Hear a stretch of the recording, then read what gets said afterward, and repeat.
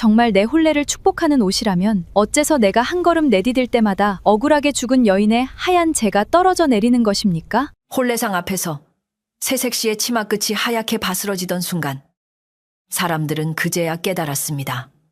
그 비단은 축복을 품은 옷이 아니라 억울하게 잊힌 여인의 한숨을 감춘 무덤이었다는 것을요. 그날 마을 사람들은 모두 보았습니다. 붉고 고운 비단 치마를 입고 혼례식장에 선 새색시 연화의 발 아래로 눈처럼 희고 재처럼 가벼운 가루가 피어오르는 모습을요. 누군가는 불길한 징조라며 뒤로 물러섰고 누군가는 숨을 죽인 채 그녀를 바라보았습니다. 그러나 연화는 알고 있었습니다. 그 죄가 자신을 태우려는 것이 아니라 오래전 누구도 들어주지 않았던 한 여인의 이름을 세상 밖으로 밀어 올리고 있다는 것을요.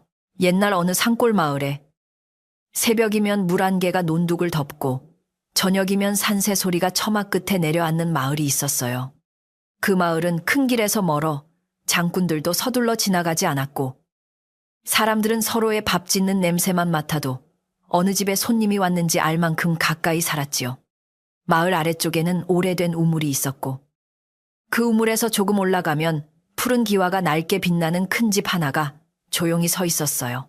그 큰 집은 대대로 살림이 끊이지 않은 집이라 했지만 요 몇 해 동안은 웃음소리가 예전만 못했어요. 안채 마루는 넓었으나 발걸음이 드물었고 사랑채 문살은 반듯했으나 손님이 앉는 날이 많지 않았지요. 마당 한가운데에는 오래된 감나무가 있어 봄에는 작은 잎을 틔우고 가을에는 달빛 같은 열매를 매달았어요. 집 뒤편에는 장독대가 가지런했고 우물가에는 빨랫줄이 낮게 걸려 바람 부는 날마다 흰 배와 낡은 행주가 조용히 흔들렸어요. 그 집에는 도윤이라는 젊은 사내가 살고 있었어요. 도윤은 말수가 적고 손끝이 차분하여 아버지가 세상을 떠난 뒤에도 집안의 논과 밭을 조용히 돌보았지요. 그의 어머니는 기운이 예전 같지 않아 안채 깊은 방에서 자주 쉬었고 집안일은 오래된 일꾼 막내가 도맡아 보았어요. 도윤은 큰 소리 한 번 내지 않는 사람이었으나 어머니 앞에서는 늘 웃으려 애썼고 비어가는 집안에 다시 따뜻한 밥 냄새가 돌기를 바랐어요. 그해 늦봄 산빛 아래 진달래가 지고 보리 이삭이 누렇게 물들기 시작할 무렵 도윤의 집으로 새색시가 들어오기로 되어 있었어요. 새색시의 이름은 연화였지요. 연화는 마을 너머 작은 골짜기에서 자란 처녀였고 집안은 넉넉하지 않았으나 손이 부지런하고 말씨가 고왔어요. 어릴 때부터 어머니를 도와 부엌길을 익혔고 아버지가 병들었을 때도 불평 없이 새벽물을 길었다고 했어요. 그래서 그녀를 아는 사람들은 모두 마음이 맑은 아이라 말했어요. 연화는 혼례를 앞두고 기쁜 마음보다 조심스러운 마음이 더 컸어요. 가난한 집딸이 큰 집으로 들어간다는 말은 마을 사람들의 입에 쉽게 오르내렸고 그녀는 그 말을 듣지 않은 척하면서도 밤마다 잠을 설쳤지요. 새 집에 들어가면 시어머니의 마음을 편하게 해드리고 도윤이 홀로 지켜온 집에 따뜻한 기운을 더하고 싶었어요. 그러나 혹시라도 자신이 서툴러 집안의 체면을 흐릴까 작은 실수 하나로 미움을 살까 두려웠어요. 혼례 사흘 전 연화는 어머니와 함께 도윤의 집에 미리 들러 안채와 부엌을 살폈어요. 마당에 들어섰을 때 그녀는 먼저 감나무 아래로 떨어진 잎을 주워 모았고 시어머니 방 앞에서는 소리 없이 고개를 숙였지요. 시어머니는 마른 손으로 연화의 손등을 가만히 덮으며 먼 길 오느라 애썼구나 하고 낮게 말했어요. 연화는 그 한마디에 마음이 조금 풀렸지만 넓은 집의 고요가 어쩐지 너무 깊어 숨을 조심히 쉬었어요. 부엌은 오래되었지만 깨끗했어요. 아궁이 안에는 지난밤에 재가 얌전히 식어 있었고 벽에는 나무 국자와 필그릇이 차례로 걸려 있었지요. 연화는 물동이를 내려놓고 바닥을 닦으며 이곳에서 새벽마다 밥을 짓고 저녁마다 국을 끓일 자신의 모습을 떠올렸어요. 부엌문 밖으로는 작은 뒤뜰이 보였고 뒤뜰 끝에는 장독대가 있었습니다. 장독마다 흰 천이 덮여 있었는데 이상하게 가장 큰 장독 위에만 바람이 닿지 않아도 천끝이 천천히 떨렸어요. 그 모습을 본 막내는 잠시 눈을 좁혔지만 아무 말도 하지 않았어요. 막내는 이 집에 30회 넘게 드나든 늙은 안악이었고 누구보다 집안의 문소리와 바람길을 잘 알았지요. 그녀는 연화가 부엌 바닥을 닦는 모습을 보고 마음에 들었는지 물 한 바가지를 떠주며 조용히 웃었어요. 새댁 손이 얌전하니 부엌이 먼저 알아보는구먼. 연화는 그 말이 고마워. 두 손으로 바가지를 받았고 물은 이상하게 차갑고 맑았어요. 그날 저녁 무렵 도윤의 먼 친척이라는 숙모가 큰 보따리 둘을 들고 집으로 들어왔어요. 숙모는 키가 크고 눈매가 날카로웠으며 말끝마다 집안 체면을 먼저 세웠지요. 그녀는 연화를 위아래로 살핀 뒤 웃는 듯 아닌 듯한 얼굴로 새로 들어올 아이가 곱긴 하다만 큰 집 며느리는 마음씨만으로 되는 것이 아니야 하고 말했어요. 연화는 그 말에 가슴이 살짝 내려앉았지만 대답 대신 공손히 고개를 숙였어요. 숙모는 혼례 준비를 살핀다며 안채 깊은 방으로 들어갔고 오래 닫혀있던 장롱문을 열게 했어요. 그 장롱은 검붉은 나무로 만들어졌고 문짝에는 연꽃과 구름 무늬가 희미하게 새겨져 있었지요. 막내가 열쇠를 가져오자 장롱 속에서는 오래 묵은 향냄새와 함께 차가운 바람 같은 것이 흘러나왔어요. 연화는 그 순간 팔에 작은 소름이 돋는 것을 느꼈지만 남의 집 귀한 물건을 앞에 두고 겁먹은 표정을 보이고 싶지 않았어요. 장롱 맨 아래 칸에는 누런 종이에 여러 겹 쌓인 보따리가 놓여 있었어요. 숙모는 그것을 보자마자 눈빛이 밝아졌고 오래 기다렸다는 듯 손을 뻗었지요. 종이를 풀자 안에서 붉은 빛과 자줏빛이 섞인 비단 치마가 드러났어요. 치마는 세월이 오래된 것 같지 않게 곱고 윤이 났으며 등잔불을 받자 물결처럼 반짝였어요. 그러나 그 고운 빛 아래에는 알 수 없는 서늘함이 깔려 있어 연화는 차마 손을 먼저 내밀지 못했어요. 숙모는 치마를 번쩍 들어 올리며 이 집안 혼례에 이 치마만 한 것이 없다고 말했어요. 시어머니는 잠시 눈을 감았다가 뜨며 아무 말 없이 치마를 바라보았고 도윤은 어머니의 얼굴을 살피느라 말을 아꼈지요. 연화는 그 치마가 자신에게 너무 화려하다고 느꼈어요. 자신의 친정에서 준비한 치마는 수수한 분홍빛 무명에 가까운 비단이었고 어머니가 밤새 바느질한 정이 담겨 있었어요. 그러나 이 치마는 집안의 명예처럼 무겁게 그녀 앞에 놓였어요. 연화가 조심스레 치마 끝을 만지자 손끝이 물에 담근 듯 차가워졌어요. 방 안은 분명 따뜻했는데도 손바닥에 서늘한 기운이 오래 남았지요. 그녀는 놀란 마음을 감추고 천천히 손을 거두었어요. 그러자 치마 안쪽에서 아주 작은 소리가 난 듯 했어요. 마치 먼 곳에서 누군가 숨을 참다가 가늘게 내쉬는 소리 같았지요. 연화는 고개를 들었지만 방 안 사람들은 아무것도 듣지 못한 얼굴이었어요. 숙모만이 입꼬리를 살짝 올리고 있었어요. 그 밤 연화는 친정으로 돌아가지 않고 혼례 준비를 돕기 위해 안채 옆 작은 방에서 묵게 되었어요.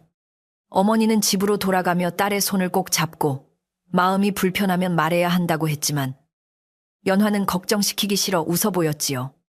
밤이 깊자 집은 더 고요해졌고 마당의 감나무 그림자가 창호지 위에 길게 흔들렸어요.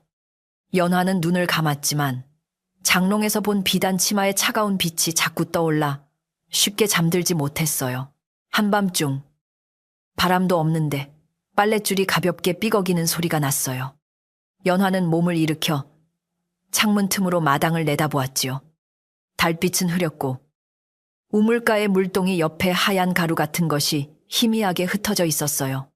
처음에는 꽃가루인가 했지만 꽃이 질 때도 아닌데 그 가루는 눈처럼 희고 재처럼 가벼웠어요. 그때 안채 깊은 방 쪽에서 낮은 흐느낌이 한 줄기 흘러나왔어요. 연화는 숨을 멈추었고 그 소리는 곧 마당의 어둠 속으로 사라졌어요. 다음 날 새벽 연화는 누구보다 먼저 일어나 우물가로 갔어요. 밤에 보았던 하얀 가루는 아직 남아 있었고 손가락으로 살짝 문지르자 부드럽게 흩어졌어요. 꽃가루도 밀가루도 아니었고 아궁이에서 나온 재처럼 손끝에 희미한 흔적을 남겼지요. 이상한 것은 그 재가 우물가에서 안채 쪽으로 가늘게 이어져 있었다는 점이었어요.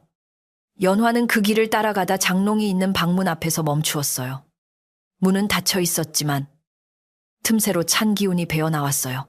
막내가 뒤에서 다가와 연화의 손끝을 보았어요. 그녀는 잠시 말없이 하얀 재를 바라보다가 재를 털어내고 물을 길어 오라고만 했지요. 연화는 더 묻고 싶었지만 막내의 얼굴이 너무 조심스러워 입을 다물었어요. 물을 길어 부엌으로 돌아오자 아궁이는 꺼져 있는데도 방금 무엇인가 탄 듯한 냄새가 났어요. 연화가 고개를 갸웃하자 막내는 나무를 정리하며 낮게 말했어요. 고운 옷일수록 오래 덮인 사연을 먼저 살펴야 한다. 그 한마디는 짧았지만 연화의 마음에 오래 남았어요. 그녀는 막내가 무엇을 알고 있으면서도 함부로 말하지 않는다는 것을 느꼈지요. 그러나 혼례를 이틀 앞둔 집에서 이상한 이야기를 꺼내면 모두가 불편해질까 두려웠어요. 더구나 숙모는 이미 마당과 부엌을 오가며 하인들에게 큰 소리를 내고 있었고 연화가 조금만 머뭇거려도 새색 씨가 겁이 많으면 집안이 작아 보인다고 빈정거렸어요. 연화는 마음을 꾹 누르고 쌀을 씻었어요.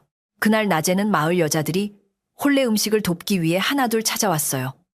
어떤 이는 대추를 씻고 어떤 이는 떡가루를 고르고 어떤 이는 마당에 멍석을 펴며 수군거렸지요.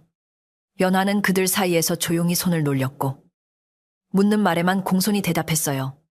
마을 여자들은 그녀의 차분한 태도를 보고 처음에는 고개를 끄덕였지만 곧 장롱에서 꺼낸 비단 치마 이야기가 나오자 목소리를 낮추었어요. 그 치마가 아직 있었구먼. 누군가 그렇게 말하고는 급히 입을 다물었어요. 연화는 그 말을 들었지만 모른 척했어요. 마음은 물동이 속물처럼 흔들렸지만 얼굴에는 티를 내지 않으려 했지요. 숙모는 마을 여자들의 수군거림을 듣고도 오히려 더 크게 웃으며 치마의 고운 빛을 자랑했어요. 큰집 혼례에는 큰집 물건이 어울리는 법이지. 그녀의 목소리는 마당 끝까지 또렷하게 퍼졌고 연화의 친정에서 가져온 수수한 치마는 어느새 작은 보따리 속에 밀려났어요. 연화는 그 보따리를 보며 어머니의 바느질 자국을 떠올렸어요. 저녁이 가까워지자 하늘에 낮은 구름이 끼었고 산에서 내려온 바람이 장독대 사이를 지나갔어요. 연화는 빨랫줄에 걸린 젖은 수건을 걷다가 문득 장롱방 창문이 조금 열려있는 것을 보았어요. 분명 아침에 막내가 닫아두었는데 창문은 안에서 밀린 듯 벌어져 있었지요. 그 틈으로 비단 치마의 끝자락 같은 붉은 빛이 스친 것 같았어요. 연화가 가까이 다가가자 창문은 가만히 멈추었고 방 안에서는 오래된 향냄새가 흘러나왔어요. 그 순간 연화는 방 안에서 누군가 아주 낮게 부르는 소리를 들은 듯 했어요. 이름을 부른 것도 아니고 또렷한 말도 아니었지만 슬픔이 젖은 숨소리였지요. 그녀는 손을 가슴에 얹고 한 걸음 물러섰어요. 무섭다기보다 가엾다는 느낌이 먼저 들었어요. 마치 긴 세월 아무도 들어주지 않은 마음이 장롱 속 어둠에 눌려 있다가 새로 들어올 사람의 발소리를 따라 겨우 고개를 든 것 같았어요. 연화는 자신도 모르게 누구십니까? 하고 속삭였어요. 대답은 없었어요. 대신 장롱 방문 앞에 하얀 재가 아주 조금 흩어져 있었고 그 위에 가는 실오라기 하나가 떨어져 있었어요. 실은 비단 치마의 안쪽에서 빠진 것처럼 붉고 고왔지만 끝부분은 불에 그을린 듯 희게 바스러져 있었지요. 연화는 그것을 줍지 못하고 오래 바라보았어요. 그때 뒤에서 숙모의 목소리가 들렸어요. 새색 씨가 혼례복 앞에서 벌써 넋을 놓았느냐. 연화는 놀라 돌아섰고 숙모는 웃고 있었지만 눈은 차갑게 빛났어요. 연화는 아무 일도 아니라고 말했어요. 숙모는 장롱 방문을 굳게 닫으며 혼례 전에는 쓸데없는 말을 마음에 담지 말라고 했지요. 그러고는 연화에게 내일 치마를 한번 입어보라 했어요. 네가 이 집 며느리가 되려면 그 치마 무게부터 감당해야 한다. 그 말은 옷 이야기가 아니라 집안 안팎의 시선을 견디라는 말처럼 들렸어요. 연화는 고개를 숙였지만 마음속에서는 작은 물결이 일어났어요. 고운 치마가 왜 이리 차갑고 왜 그 곁에는 늘 하얀 재가 남는지 알고 싶었어요. 밤이 다시 내려왔을 때 집안은 혼례 전의 분주함을 품은 채 잠잠해졌어요. 부엌에는 내일 쓸 재료들이 가지런히 놓였고 마당에는 멍석이 말려 한쪽에 기대어 있었지요. 연화는 작은 방에 앉아 친정어머니가 싸준 바늘쌈을 꺼냈어요. 그 안에는 수수한 치마를 지을 때 쓰고 남은 실과 작은 골무가 들어있었어요. 그녀는 그것을 손에 쥐자 마음이 조금 따뜻해졌어요. 그때 안채 깊은 곳에서 또다시 여인의 울음 같은 소리가 들려왔어요. 이번에는 연화가 이불을 뒤집어 쓰지 않았어요. 그녀는 조용히 일어나 문을 열고 마루 끝에 섰어요. 달은 구름 뒤에 숨어 있었고 마당은 잿빛으로 흐렸지요. 우물가에서 장롱방까지 이어진 흰 자국이 희미하게 보였고 감나무 아래에는 작은 소용돌이처럼 재가 맴돌고 있었어요. 연화는 두려웠지만 그 자리에서 물러서지 않았어요. 그녀는 낮게 말했어요. 제가 이 집에 들어와 누군가의 자리를 빼앗는 것이라면 부디 제게 알려주세요. 바람이 잠깐 돋았어요. 그러자 장롱방 쪽에서 문살이 아주 천천히 떨렸고 안쪽에서 비단이 바닥을 스치는 소리가 났어요. 연화는 몸이 굳었지만 이상하게 눈물이 날 것 같았어요. 그 소리에는 원망도 있었고 오래 기다린 사람의 지친 숨도 있었지요. 그녀는 자신이 원하는 것이 단지 큰 집 며느리로 인정받는 것만은 아니라는 생각을 했어요. 이 집에 들어와 밥을 짓고 어른을 모시려면 먼저 이 집에 남은 슬픈 마음을 외면하지 않아야 했어요. 새벽 닭이 울기 전 막내가 마당으로 나와 연화를 발견했어요. 막내는 놀라지 않고 그저 낡은 겉옷을 연화의 어깨에 덮어주었지요. 연화가 밤에 들은 소리와 하얀 재에 대해 조심스럽게 말하자 막내는 한동안 감나무를 바라보았어요. 그녀의 얼굴에는 오래된 기억을 꺼내기 싫어하는 사람의 그늘이 지나갔습니다. 그러나 막내는 더 길게 설명하지 않았어요. 다만 무서운 것보다 더 오래 남는 것은 억울한 마음이다 라고 말하고 연화를 부엌으로 데려갔어요. 그날 아침 연화는 쌀을 씻으며 자신의 마음을 천천히 다잡았어요. 혼례가 다가오는 것이 기쁘기도 했지만 이제는 치마의 아름다움보다 그 속에 묻힌 사연이 더 크게 느껴졌지요. 그녀는 도윤의 어머니를 편히 모시고 싶었고 도윤이 지켜온 집을 따뜻하게 만들고 싶었어요. 그러나 그 따뜻함이 누군가의 울음을 덮고 세워지는 것이라면 오래가지 못할 것 같았어요. 그래서 연화는 혼례 전에 반드시 비단 치마와 하얀 재의 뜻을 알아내리라 마음먹었어요. 해가 떠오르자 마을은 다시 평범한 소리로 채워졌어요. 닭이 마당을 쪼고 우물가에서는 물 핥는 소리가 나고 부엌에서는 된장국 냄새가 천천히 퍼졌지요. 그러나 연화의 눈에는 모든 것이 어제와 다르게 보였어요. 장롱방 문은 굳게 닫혀 있었고 그 앞은 누가 쓸어놓은 듯 깨끗했지만 문턱 아래 아주 작은 하얀 재 한 점이 남아 있었어요.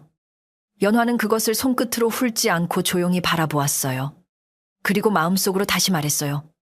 이 집을 지키려면 먼저 이 재가 어디서 왔는지 알아야 한다고요. 그날 아침밥이 끝나기도 전에 숙모는 안채 마루에 앉아 혼례 준비를 다시 헤아리기 시작했어요.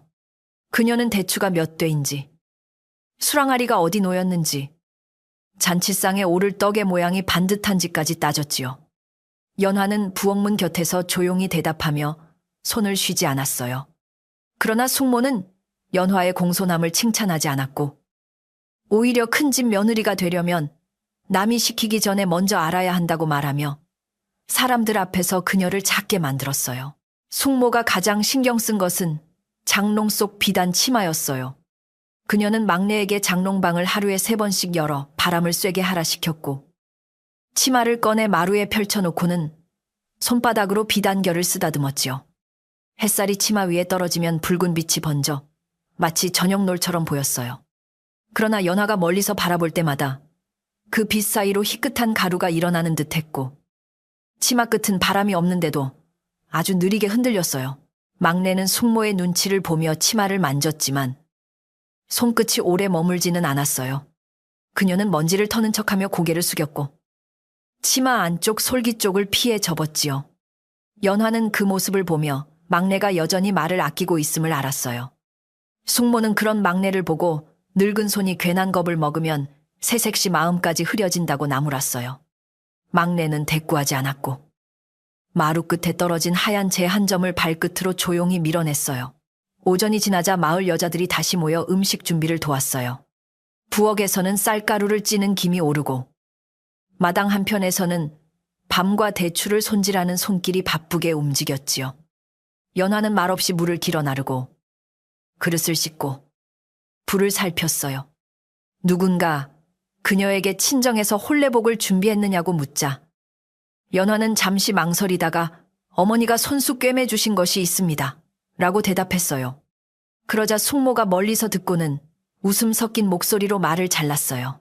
그런 수수한 옷은 친정방에나 어울리지. 이 집 대문 앞에는 맞지 않는다. 숙모의 말은 가볍게 던진 듯 했지만 마당에 있던 사람들 귀에는 또렷하게 박혔어요. 연화는 얼굴이 붉어졌으나 고개를 숙이고 쌀가루채를 흔들었지요. 마을 여자들 가운데 몇은 안쓰러운 눈으로 그녀를 보았고 몇은 숙모의 눈치를 살폈어요. 그 순간 우물 쪽에서 물동이가 가볍게 흔들리는 소리가 났고 아무도 손대지 않은 바가지가 물 위에서 빙글 돌았어요. 처음에는 누구도 그 일을 크게 여기지 않았어요. 바람이 불었겠지. 고양이가 건드렸겠지 하고 넘기려 했지요. 그러나 우물 가까이 가보니 물 위에 희고 고운 가루가 얇게 떠 있었어요. 연화는 전날 보았던 하얀 재를 떠올리고 숨을 삼켰어요. 막내는 급히 새물을 길어오겠다며 물동이를 비웠지만 숙모는 오히려 언성을 높였어요. 홀레 집에 재가 뜬다는 말이 돌면 어쩌려고들 그러느냐. 입조심부터 하거라. 그 말이 오히려 사람들의 마음을 더 흔들었어요. 마을 여자들은 겉으로는 고개를 끄덕였지만 집으로 돌아가는 길에는 서로 낮은 목소리로 이야기를 주고받았지요. 큰 집 우물에 흰 재가 떴다더라. 장롱에서 꺼낸 치마 때문이라더라. 예전에 그 집 홀레에도 무슨 일이 있었다더라. 마른 논둑을 따라, 우물가를 따라, 장터로 가는 작은 길까지 천천히 퍼졌어요. 연화는 그 소문이 자신의 이름과 함께 흘러갈 것을 생각하며 마음이 무거워졌어요. 오후에는 도윤이 사랑채에서 나와 마당에 말뚝을 고치고 있었어요. 그는 연화가 물동이를 들고 지나가는 모습을 보고 조용히 다가와 대신 들어주었지요. 연화는 괜찮다고 말하려 했지만 도윤은 혼례 전부터 너무 혼자 애쓰지 마시오 하고 낮게 말했어요. 그 말에 연화의 마음이 잠시 따뜻해졌어요. 그러나 마당 건너편에 서 있던 숙모는 두 사람을 바라보며 입술을 얇게 다물었고 곧 안채 쪽으로 돌아서며 일부러 큰 소리로 하인들을 불렀어요. 숙모는 그날부터 연화를 더 자주 불렀어요. 장독대의 천이 삐뚤다. 부엌의 국자 자리가 틀렸다. 빨랫줄에 걸린 수건이 났다며 사소한 일을 크게 만들었지요. 연화는 한 번도 맞서지 않았어요. 그녀는 집안이 시끄러워지는 것을 원하지 않았고 어른 앞에서 말대꾸하는 며느리로 보이고 싶지 않았지요. 하지만 마음속에서는 자꾸 질문이 커졌어요. 숙모는 왜 그 치마를 그토록 입히려 하는지, 왜 하얀 제 이야기가 나올 때마다 먼저 사람들의 입을 막으려 하는지 알 수 없었어요. 해질 무렵 늙은 훈장 박노인이 집 앞을 지나가다가 도윤의 인사를 받고 잠시 마당에 들어왔어요. 박노인은 예전부터 마을 아이들에게 글과 예절을 가르쳤고 집집마다 오래된 일을 많이 알고 있는 사람이었지요.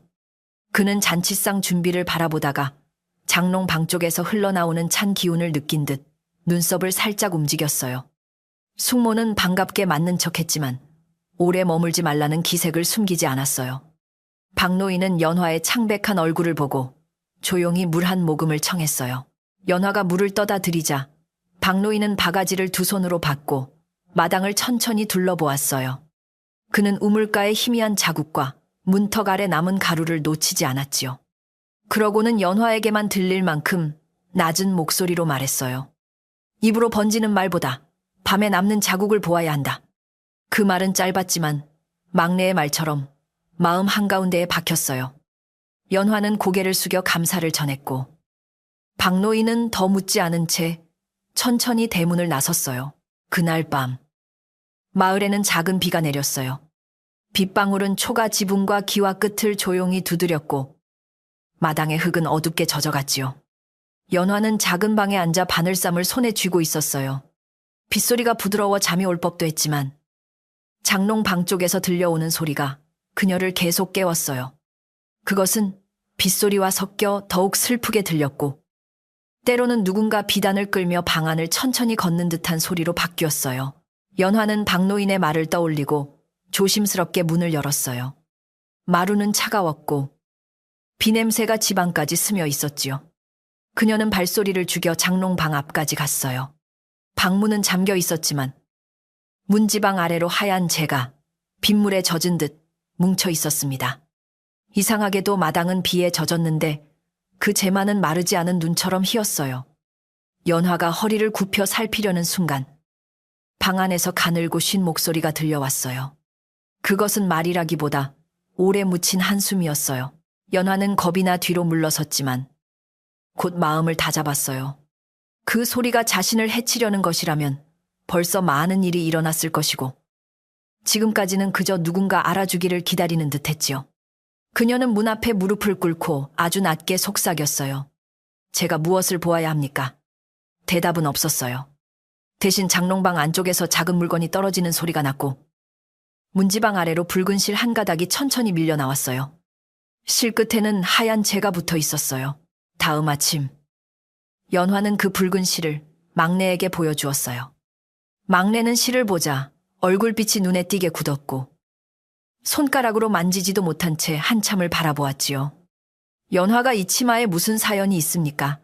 하고 묻자 막내는 부엌문 밖을 살피고 나서야 작은 목소리로 대답했어요. 아직은 사람 많은 데서 꺼낼 말이 아니다. 연화는 답답했지만 더 재촉하지 않았어요. 막내의 눈가가 젖어 있었기 때문이었어요. 숙모는 그날 치마를 연화에게 입혀보겠다며 안채 사람들을 모았어요. 시어머니는 몸이 좋지 않아 방 안에 누워 있었고 도유는 바깥 일을 보러 잠시 나간 뒤였지요. 연화는 피하고 싶었지만 혼례 전 마지막 손질이라는 말에 거절하지 못했어요. 막내가 치마를 들고 오자 방 안 공기가 갑자기 낮아진 듯 했어요. 비단은 여전히 고왔고 숙모는 흡족한 얼굴로 보아라. 이것이 이 집에 들어올 사람의 모양이다 라고 말했어요. 연화가 치마를 허리에 두르는 순간 그녀는 발밑이 텅 비는 듯한 느낌을 받았어요. 치마는 보기보다 훨씬 무거웠고 비단 속에 물을 머금은 것처럼 아래로 가라앉았지요. 허리끈을 묶자 가슴이 답답해졌고 눈앞에는 잠시 낯선 마당이 스쳐 지나갔어요.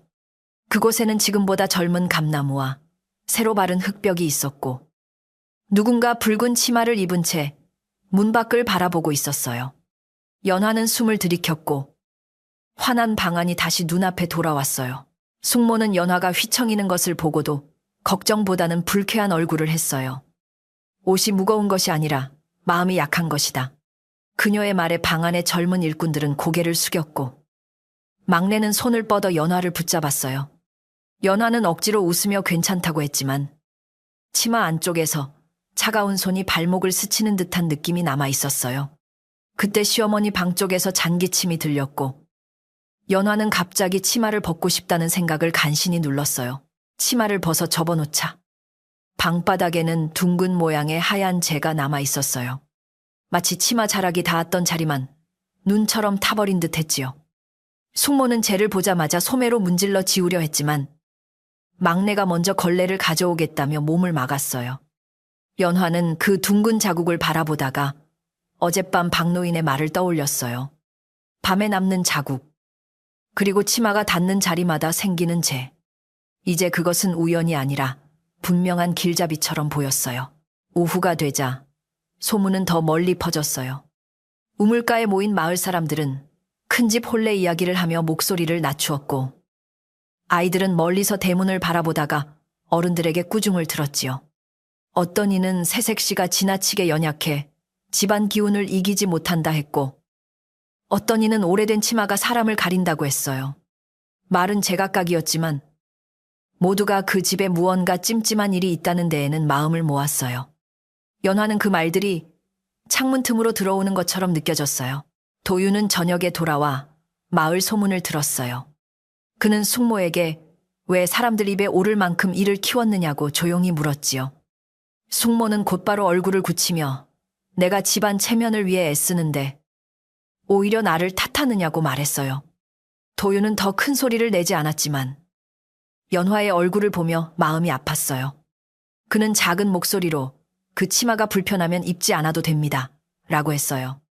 그러나 그 말을 들은 숙모는 마치 기다렸다는 듯 혼례 하루 전 새색시가 집안 치마를 거절하면 사람들은 무엇이라 하겠느냐. 숙모의 말에 방 안은 조용해졌어요.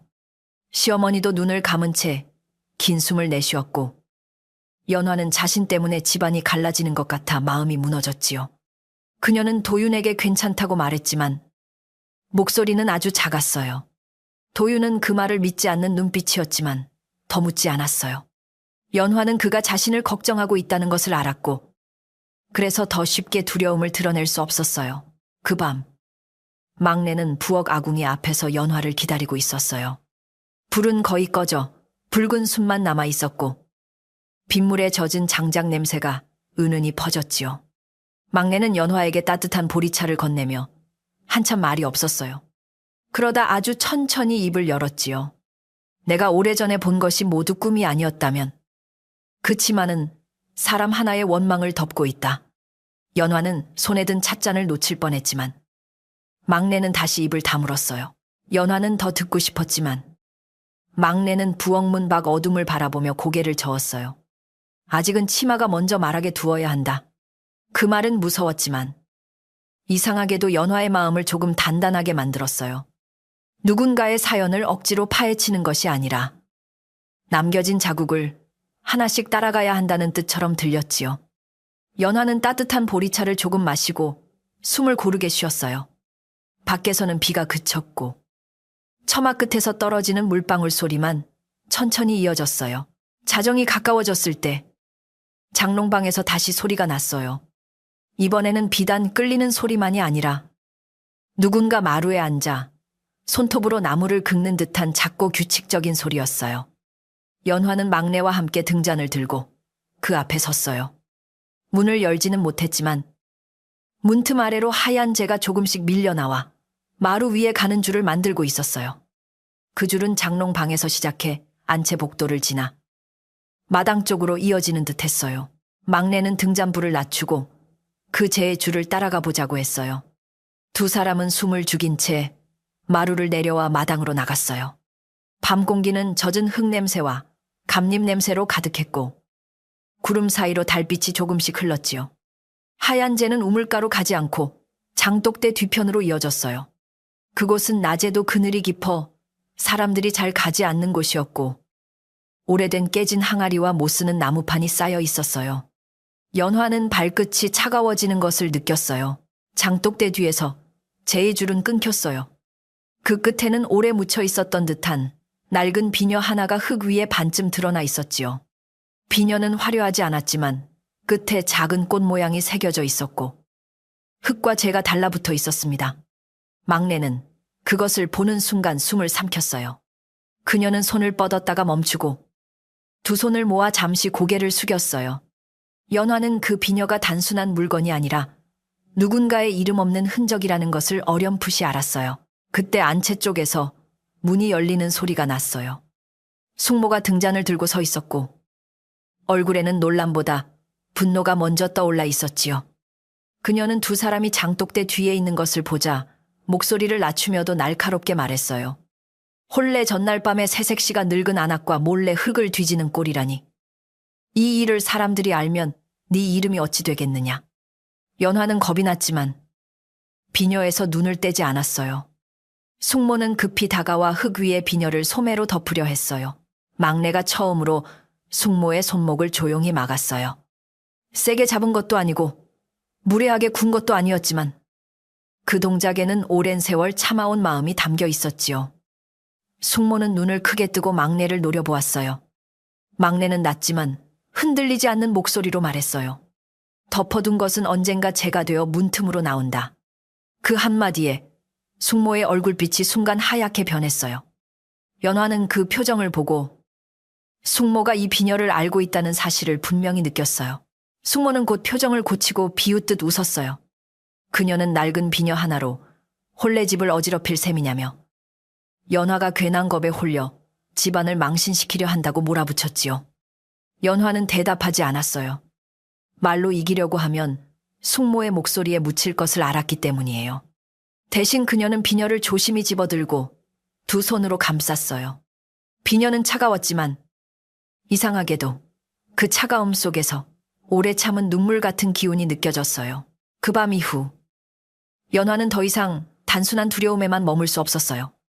우물의 흰 가루, 치마가 닿은 자리에 재, 붉은 실, 장독대, 뒤에 비녀, 그리고 숙모의 흔들린 얼굴이 하나의 이야기를 이루기 시작했지요. 아직 그 이야기가 무엇인지 온전히 알 수는 없었지만 누군가 이 집에서 억울하게 지워졌고 그 흔적이 혼례를 앞둔 연화에게 다가오고 있다는 것은 분명했어요. 그녀는 잠들기 전 창밖의 감나무를 바라보며 마음속으로 조용히 말했어요. 새벽이 밝아올 때까지 연화는 거의 잠들지 못했어요. 그러나 이상하게도 마음은 어제보다 덜 흔들렸어요. 박노인의 말처럼 밤에 남은 자국을 보았고 막내의 말처럼 덮어둔 것이 재가 되어 나오는 것도 보았기 때문이에요. 혼례는 이제 하루밖에 남지 않았고 마을의 소문은 더 커질 것이며 숙모의 눈초리는 더욱 매서워질 터였어요. 그래도 연화는 도망치지 않기로 했어요. 이 집에 들어오기 전 먼저 이 집에서 혼자 울고 있는 마음을 알아보겠다고 다짐했어요. 아침이 밝자 큰 집 마당에는 혼례 전날의 분주함이 다시 내려앉았어요. 그러나 연화의 눈에는 모든 움직임이 겉으로만 평온해 보였지요. 부엌에서는 떡을 찌는 김이 하얗게 피어오르고 마당에서는 남정네들이 멍석을 펴고 상다리를 닦았지만 장독대 뒤에서 주운 비녀의 차가움이 연화의 손바닥에 아직 남아 있었어요. 그녀는 비녀를 바늘쌈 안에 조심히 넣어두었고 누가 볼까 두려워하면서도 그것을 멀리할 수 없었어요. 막내는 새벽부터 말이 더 적어졌어요. 그녀는 평소처럼 부엌일을 하고 장작을 고르고 솥뚜껑을 닦았지만 눈길은 자꾸 안 채 깊은 장롱방으로 향했지요. 연화가 가까이 다가가자 막내는 뜨거운 김 속에서 작은 목소리로 말했어요. 오늘은 보이는 것보다 감추는 손을 보아야 한다. 그 말은 짧았지만 연화는 곧 알아들었어요. 하얀 재와 붉은 실과 낡은 비녀가 모두 우연이라면 누군가 그렇게 두려워할 까닭이 없었기 때문이에요. 연화는 먼저 장롱 방 앞을 다시 살폈어요. 밤새 누군가 말끔히 쓸어 놓았는지 문턱 아래에 재는 사라져 있었고 마루까지 닦여 반들거렸지요. 그러나 문살 한 귀퉁이에는 아주 가는 붉은 실이 걸려 있었어요. 치마를 꺼낼 때 스쳤다기에는 이상하게 깊이 박혀 있었고 실끝은 전날 본 것처럼 희게 바스러져 있었지요. 연화는 손톱으로 실을 조심히 빼내어 바늘쌈에 넣었어요. 그때 방 안에서 낮은 숨소리가 들렸다가 그쳤어요. 도윤은 혼례에 쓸 나무 상자를 옮기며 연화의 굳은 얼굴을 보았어요. 그는 사람들 눈을 피해 우물가로 다가와 무슨 일이 있으면 내게 숨기지 마시오 라고 말했지요. 연화는 잠시 망설였어요. 모든 것을 말하고 싶었지만 아직 조각뿐인 이야기로 도윤의 마음까지 흔들 수는 없었어요. 그녀는 바늘쌈을 품에 꼭 안고 오늘 밤이 지나기 전에 알아야 할 것이 있습니다 라고만 대답했어요. 도윤은 더 캐묻지 않고 조용히 고개를 끄덕였어요. 그 무렵 숙모는 안채에서 혼례복을 다시 꺼내라고 재촉했어요. 그녀는 마을 여자들이 모인 자리에서 비단 치마를 펼쳐놓고 마치 자기 물건을 자랑하듯 손끝으로 빛을 훑었지요. 이 치마가 있어야 이 집 혼례가 빛난다. 그녀의 말에 몇몇 여자는 억지로 웃었지만 치마 주변에 서늘한 기운이 감도는 것을 느끼고 한 걸음씩 물러섰어요. 연화는 그 틈에서 치마 안쪽 솔기를 보려 했으나 숙모의 눈초리가 먼저 그녀를 붙잡았어요. 숙모는 연화에게 가까이 오라 손짓했어요.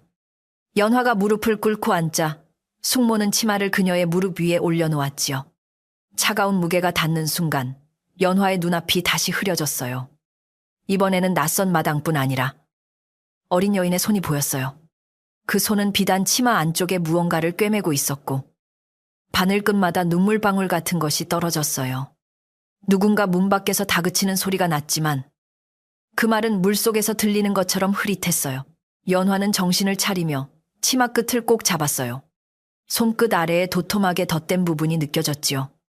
그녀는 숙모가 잠시 다른 사람을 꾸짖는 사이 아주 조금 솔기를 벌려보았어요. 그 안에는 누렇게 바랜 작은 천조각이 숨어 있었고 천에는 불에 그을린 듯한 자국과 함께 가는 실밥이 엉켜 있었어요. 글자는 없었지만 천 끝에는 전날 주운 비녀에 새겨진 꽃 모양과 같은 무늬가 희미하게 남아 있었어요. 연화의 숨이 가빠졌어요. 낡은 비녀와 치마 안쪽의 천조각은 서로 다른 날의 물건이 아니라 같은 사람의 흔적 같았어요. 그녀가 천조각을 더 살피려는 순간 숙모가 돌아섰고 연화는 급히 치마를 반듯하게 폈지요. 숙모는 의심스러운 눈으로 그녀의 손을 보았지만 많은 사람이 있어 크게 나무라지는 못했어요. 대신 낮게 웃으며 새색시가 옷 속까지 들추면 복이 달아난다고 말했어요. 연화는 고개를 숙였지만 마음속에서는 확신이 더 짙어졌어요. 점심 무렵 박노인이 다시 큰 집에 들렀어요. 그는 혼례에 쓸 글귀를 써달라는 부탁을 받고 온 것이었지만 눈빛은 마당 곳곳을 조용히 살폈지요. 연화는 사람들의 눈이 부엌 쪽으로 쏠린 틈에 그에게 다가가 바늘쌈 속 비녀와 붉은 실을 보여주었어요. 박노인은 비녀를 보는 순간 손끝을 멈추었고 오래된 기억을 더듬듯 눈을 가늘게 떴어요. 그는 한참 뒤에야 낮은 목소리로 말했어요. 잊힌 이름은 물건의 모양으로 남기도 한다. 박노인은 젊은 시절의 일을 조금 떠올렸어요. 아주 오래전 이 집에 들어오려던 처녀가 있었고 그 처녀 역시 혼례를 앞두고 붉은 비단 치마를 입기로 되어 있었다고 했지요. 그러나 혼례 전날 갑자기 좋지 않은 소문이 돌았고 그 처녀는 문 안으로 들어오지도 못한 채 사람들 눈앞에서 사라졌다고 했어요. 누구도 끝까지 묻지 않았고 큰 집은 얼마 뒤 그 일을 덮은 채 다른 혼례를 치르려 했으나 끝내 제대로 이루어지지 못했다고 했어요. 연화는 그 처녀가 죽었느냐고 묻고 싶었지만 입술이 쉽게 떨어지지 않았어요. 박노인은 그녀의 마음을 알아본 듯 천천히 고개를 저었어요. 죽음을 본 사람은 없으나 돌아온 사람도 없었다. 그 말은 더 무거웠어요. 죽음보다 더 두려운 것은 아무도 끝을 보지 않은 채 한 사람을 기억 밖으로 밀어낸 일이었지요. 연화는 장독대 뒤에 비녀를 떠올렸어요. 누군가 그곳에 물건을 숨겼고 오랜 세월 흙과 재가 그것을 덮어두고 있었어요. 박노인이 떠난 뒤 연화는 막내에게 들은 이야기를 전했어요. 막내는 부엌 아궁이 옆에 앉아 오래 침묵했지요. 불씨는 작게 살아있었고 솥 안에서는 콩 삶는 냄새가 부드럽게 퍼졌어요. 막내는 눈을 감았다가 뜨며 마침내 더 깊은 말을 꺼냈어요. 그 아이는 이름이 서희였다. 연화는 그 이름을 조용히 따라 말했어요. 서희. 하고 입안에서 굴리자 장롱 방 쪽의 찬 기운이 아주 잠깐 흔들리는 듯했어요. 막내는 서희가 가난하지만 바느질 솜씨가 뛰어난 처녀였다고 했어요. 도윤의 먼 집안과 혼인을 약속받았으나 당시 집안의 재산과 논자리를 두고 친척들 사이에 말이 많았지요. 숙모도 그때 젊은 며느리로 이 집에 드나들었고 집안 살림에 자기 목소리를 키우고 싶어 했다고 했어요. 서희가 들어오면 자신의 자리가 줄어들까 두려워한 사람들은 그녀를 낮추는 말을 만들었고 비단 치마마저 탐냈다는 이야기가 조용히 남아 있었다고 했어요. 연화는 막내에게 왜 그때 말하지 않았느냐고 묻지 않았어요. 막내의 굽은 어깨와 떨리는 손이 이미 많은 대답을 하고 있었기 때문이에요. 막내는 그때 젊었고 집안 어른들의 말에 눌려 아무것도 하지 못했다고 했지요. 그녀가 마지막으로 본 서희는 장독대 뒤에서 비녀를 손에 쥐고 울고 있었고 내가 입을 치마가 다른 사람의 자랑이 되면 내 이름은 어디에 남느냐고 말했다고 했어요. 막내는 그 뒤로 그 말을 잊은 적이 없었어요. 그 이야기를 듣는 동안 연화의 마음은 무서움보다 서러움으로 가득 찼어요. 자신도 가난한 집 딸이라는 이유로 숙모의 말끝에 자꾸 작아졌고 친정어머니가 지어준 치마가 밀려나는 것을 아무 말 없이 보았지요. 서희 역시 그런 마음으로 이 집 문턱을 바라보았을지 모른다고 생각하니 비단 치마의 차가움이 달리 느껴졌어요. 그것은 사람을 해치려는 독한 기운이 아니라 자기 이름을 돌려달라는 긴 기다림처럼 느껴졌어요. 그러나 서희의 억울함이 드러나려면 말만으로는 부족했어요.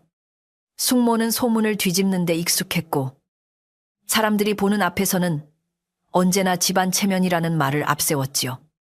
연화는 박노인의 말과 막내의 기억, 비녀와 붉은 실만으로는 숙모가 다시 모든 일을 흐릴 수 있다고 생각했어요. 그래서 그녀는 치마 안쪽 솔기에 숨은 천조각을 반드시 온전히 꺼내야 한다고 마음먹었어요. 거기에는 서희가 남긴 더 분명한 흔적이 있을지도 몰랐어요. 해가 기울자 혼례 집에는 손님 맞이 준비가 더 바빠졌어요. 대문에는 새짚이 깔리고 마당에는 상이 차례로 놓였으며 부엌에서는 국과 나물이 끊이지 않았지요. 숙모는 사람들을 부리며 연화가 치마 가까이에 가는 것을 막았어요. 하지만 그녀도 모든 곳을 한꺼번에 볼 수는 없었어요. 연화는 막내가 물동이를 엎었다고 일부러 작은 소란을 내는 사이 장롱방으로 들어가 치마를 꺼냈어요. 손은 떨렸지만 마음은 이상하게 맑았어요. 연화는 등잔을 가까이 두고 치마 안쪽 솔기를 살폈어요. 덧댄 부분은 오래전에 급히 꿰맨 것이 분명했어요. 바늘땀은 겉으로는 곱게 감추었지만 안쪽은 헝클어져 있었고 그 속에 누런 천조각이 깊이 접혀 있었지요. 그녀는 친정 어머니가 넣어준 작은 바늘로 실을 조심조심 풀었어요. 한 땀씩 뜯을 때마다 치마에서 차가운 바람이 일었고 마치 누군가 바로 옆에서 숨을 죽인 채 지켜보는 듯 했어요. 마침내 천조각이 모습을 드러냈어요. 그것은 작은 속고름 조각처럼 보였고 가장자리에는 손톱으로 긁은 듯한 자국이 남아 있었어요. 글자는 거의 지워졌지만 등잔불에 비추자 희미한 먹자국이 보였지요. 연화는 숨을 삼키고 천을 펼쳤어요. 거기에는 서희라는 이름과 함께 혼례 치마를 빼앗기지 않으려 했으나 누군가 자신에게 허물을 씌웠고 장독대 뒤에 비녀를 묻어두었다는 내용이 드문드문 남아 있었어요. 연화의 눈에 눈물이 고였어요. 천조각의 글은 완전하지 않았지만 서희가 마지막까지 자기 이름을 남기려 했다는 사실만은 분명했어요. 그때 장롱 방문 밖에서 발소리가 들렸어요. 연화는 급히 천조각을 품에 넣고 치마를 접으려 했지만 문이 열리며 숙모가 들어왔지요. 숙모의 얼굴은 어둠 속에서도 매섭게 굳어 있었어요. 그녀는 연화의 손과 흐트러진 치마를 번갈아 보더니 낮고 차가운 목소리로 말했어요. 남의 집 비밀을 들추는 손은 오래 머물지 못한다. 연화는 처음으로 숙모의 눈을 피하지 않았어요. 목소리는 떨렸지만 마음은 물러서지 않았지요. 그녀는 남의 집 비밀이 아니라 이 집에 묻힌 사람의 이름입니다. 라고 말했어요. 숙모는 순간 숨을 멈추더니 곧 크게 웃으며 연화가 혼례 전날 헛것에 홀렸다고 몰아붙였어요. 그러고는 치마를 빼앗아 다시 장롱에 넣으려 했지요. 하지만 그때 치마 끝에서 하얀 재가 한꺼번에 피어올라 두 사람 사이에 얇은 안개처럼 퍼졌어요. 숙모는 놀라 뒤로 물러섰고 연화는 그 틈에 천조각을 더 단단히 품었어요. 재는 방바닥에 흩어지지 않고 문턱 쪽으로 흘러가듯 움직였어요. 마치 길을 가리키는 듯 했지요. 연화는 문 밖으로 나가 그 재의 흐름을 따라갔어요. 숙모가 뒤에서 소리를 낮추어 부르며 멈추라 했지만 연화는 돌아보지 않았어요. 재는 안채복도를 지나 시어머니 방 앞에서 잠시 머물렀다가 다시 마당으로 내려가 장독대 뒤편으로 이어졌어요. 마당에는 저녁 어둠이 내리고 있었고 부엌 사람들은 잠시 손을 멈춘 채 연화를 바라보았어요. 막내도 그 흐름을 보고 곧바로 연화 뒤를 따랐지요. 장독대 뒤에 이르자 재는 낡은 나무판 아래에 모여 둥글게 쌓였어요. 막내가 나무판을 치우자 그 밑에는 오래된 작은 헝겊 주머니가 묻혀 있었어요. 주머니는 거의 썩어 있었지만 안에는 치마와 같은 색의 비단, 조각 몇 개와 바늘, 그리고 작은 은단추가 들어 있었어요. 모두 서희의 물건처럼 보였어요. 그때 도윤과 박노인도 마당으로 들어왔어요. 박노인은 연화가 든 천조각과 주머니 속 물건들을 조용히 살폈고 오래전 들은 이야기와 맞는다고 고개를 끄덕였어요. 도윤은 숙모를 바라보았지만 큰 소리로 따지지 않았어요. 그는 먼저 시어머니를 모셔오게 했고 내일 혼례 전에 이 일을 어른들과 마을 사람들 앞에서 분명히 살피자고 말했어요. 숙모는 얼굴이 굳은 채 말없이 서 있었지만 손끝이 심하게 떨리고 있었어요. 그 밤 연화는 작은 방으로 돌아와 한참 동안 천조각을 펼쳐놓고 바라보았어요. 서희의 글자는 희미했고 빠진 말도 많았지만 그 안에는 분명한 마음이 있었어요. 억울하게 밀려난 사람은 복수를 바라기보다 자기 이름이 사라지지 않기를 바랐던 것이에요. 연화는 친정에서 가져온 수수한 치마와 비단 치마를 나란히 떠올렸어요. 한쪽은 어머니의 사랑이었고 다른 한쪽은 서희의 눈물이었지요. 그녀는 두 마음 모두를 짓밟지 않겠다고 다짐했어요. 막내는 밤늦게 연화의 방으로 찾아왔어요. 손에는 따뜻한 숭늉 한 그릇이 들려 있었고 얼굴에는 오래 참은 죄책감과 작은 안도감이 함께 어려 있었지요. 연화가 고맙다고 하자 막내는 고개를 저었어요. 내가 늦게 본 것을 새댁이 대신 보아주었다. 그 한마디에 연화는 목이 메었어요.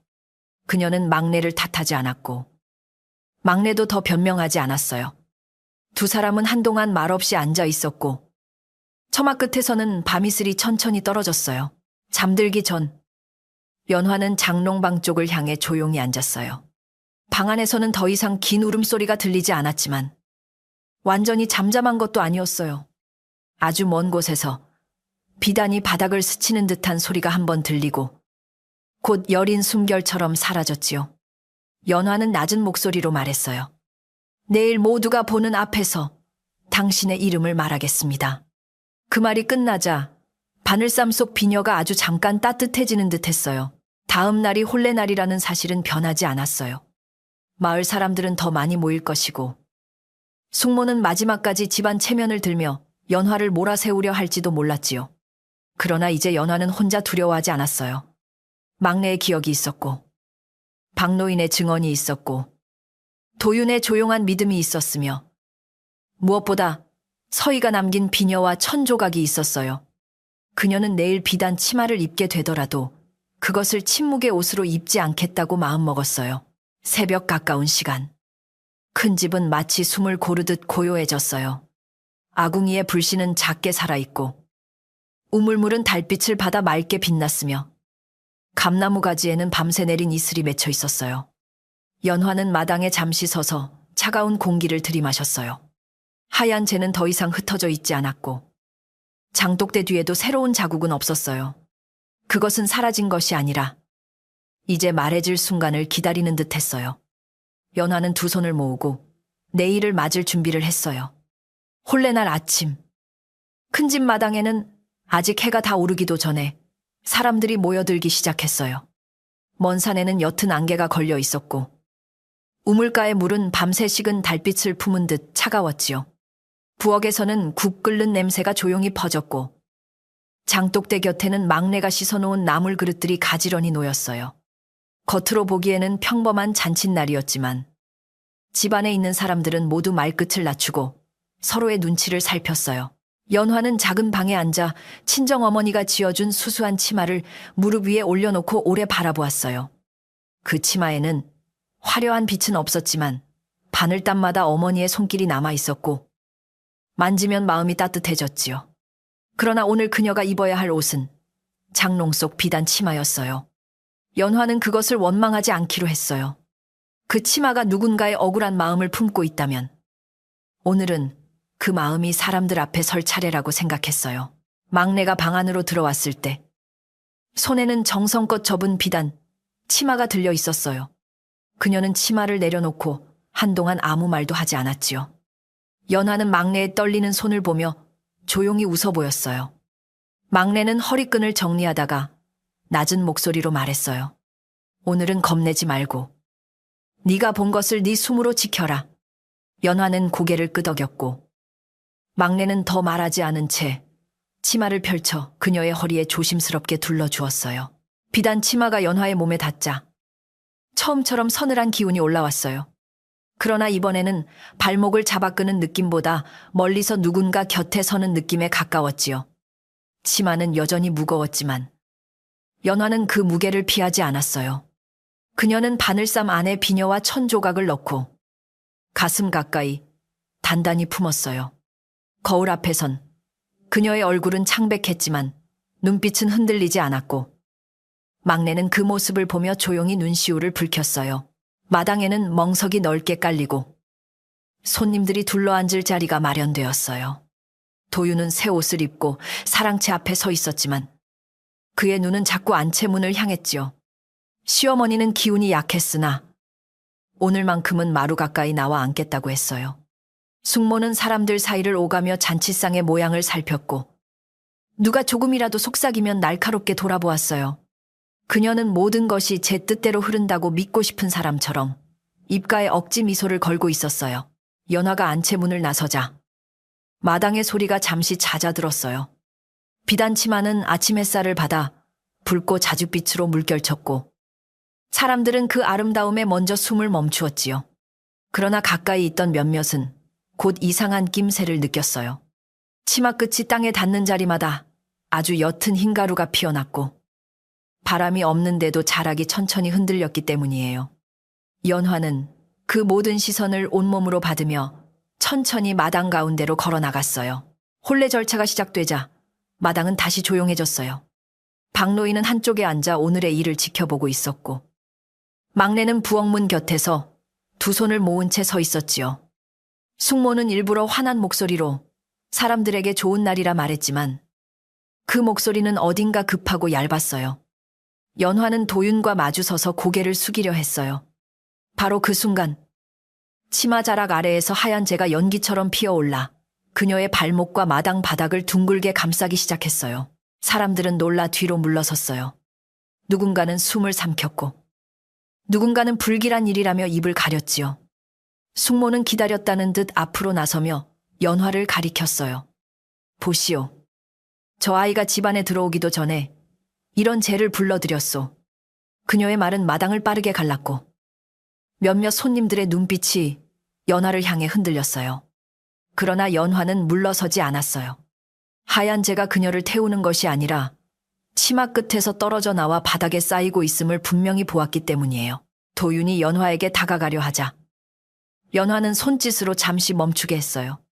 그녀는 천천히 가슴 속 바늘쌈을 꺼냈고 그 안에서 비녀와 천조각을 펼쳐 보였어요.